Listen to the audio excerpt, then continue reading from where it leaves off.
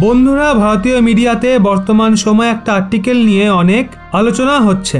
সমস্ত মিডিয়া আর্টিকেলের মাধ্যমে একটা খবর আপনাদের কাছে পৌঁছাচ্ছে যে ভারতের চীনের সঙ্গে যে ট্রেড রয়েছে সেটা 125 বিলিয়ন ডলারকেও ক্রস করে গেছে। আর ভারতের চীনের থেকে যে ইম্পোর্ট রয়েছে সেটা প্রায় 100 বিলিয়ন ডলারের কাছাকাছি। এখন এই পরিসংখ্যানকে দেখে তো ভারতের ভেতরে থাকা ওই গ্যাং যারা খায় তো ভারতের, কিন্তু সাফল্য সব চীনেরই দেখে, তারা এটা বলবে আমরা তো আপনাদের আগেই বলেছিলাম যে বয়কট চায়নার মোমেন্ট ফেল হবে। এই পরিসংখ্যান আপনারা দেখে নিন।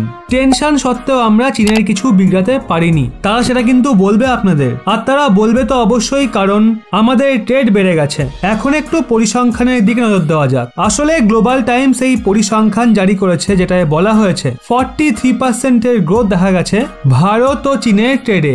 জানুয়ারি থেকে ডিসেম্বরের পরিসংখ্যান রয়েছে, 12 মাসের পরিসংখ্যান যেটা। এই পরিসংখ্যানে বলা হয়েছে ভারত 97.52 বিলিয়ন ডলারের ইম্পোর্ট করেছে, আর চীনে আমাদের যে এক্সপোর্ট রয়েছে তা কেবল 28 বিলিয়ন ডলার পর্যন্ত সীমিত রয়েছে, যদিও সেটাও 34% বেড়েছে। কিন্তু যে ট্রেড ডেফিসিট রয়েছে 69.38 বিলিয়ন ডলারের। এখন বন্ধুরা, এই 97.5 বিলিয়ন ডলার ঠিক কতটা পরিমাণ ভাবতে পাচ্ছেন?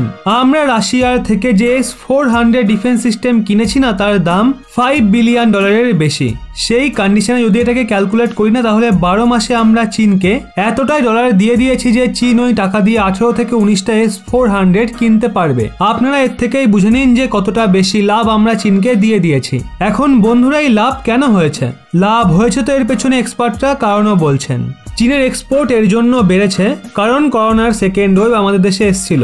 ওই সিচুয়েশনে ভিন্ন ভিন্ন মেডিকেলের প্রোডাক্ট এবং র ম্যাটেরিয়াল আমরা চীনের থেকে কিনেছিলাম। আর যখন মার্কেট কোভিড প্যান্ডামিককে আছড়ে ফেলে বুম নিয়েছিল, তখন সাপ্লাই চেনের শর্টেজ ছিল।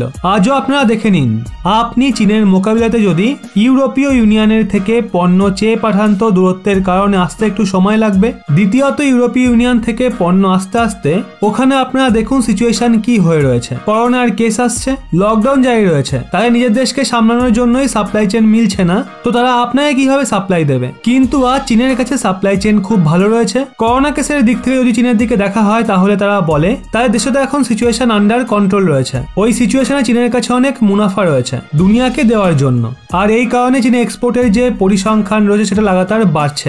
অবশ্যই বন্ধুরা, এটা কিছু সময়ের জন্যই বাড়ছে, কিন্তু সময় এবং যে চাল রয়েছে ভারত সরকারের এবং ভিন্ন ভিন্ন দেশে, তারা শিওর ফোকাস করছে চীনের কোমর ভাঙার দিকে। এক্ষেত্রে একটু সময় তো অবশ্যই লাগবে, কয়েকটা বছর এখনো লাগবে। কিন্তু চীনের সঙ্গে যে ট্রেড রয়েছে, চীনের ওপর যে ডিপেন্ডেন্সি রয়েছে, সেটা যে কোনো পরিস্থিতিতে কম করা হবে। এর জন্য আপনার ভাবনাকে বড় রাখুন, অপেক্ষা করুন। এই যে ভারত চীনের ট্রেড রয়েছে, এর পরিমাণ কমতে আপনারা একদিন অবশ্যই দেখবেন। আর সেই দিন আর বেশি দূরেও নেই। যে সমস্ত অস্থির মানুষরা রয়েছে তারা আপনাকে বলবে, দেখলে তো বয়কট চায়না ফেল হয়ে গেল, আরো করো বয়কট বয়কট, কিন্তু হলো তো কিছুই না, তোমরা তো ট্রেড আরো বাড়িয়ে দিলে। ওই সমস্ত মানুষদের আপনারা এটাই বলবেন, শুধু একটু অপেক্ষা করো, এই পরিসংখ্যান আপনাদের আবারও দেখাবো। এই বিষয়ে আপনাদের কি মনে হয়? বয়কট চায়না কি সত্যিই সফল হবে? ভারত ও চীনের ট্রেড কি একদিন অবশ্যই কমবে? কমেন্টে জানান।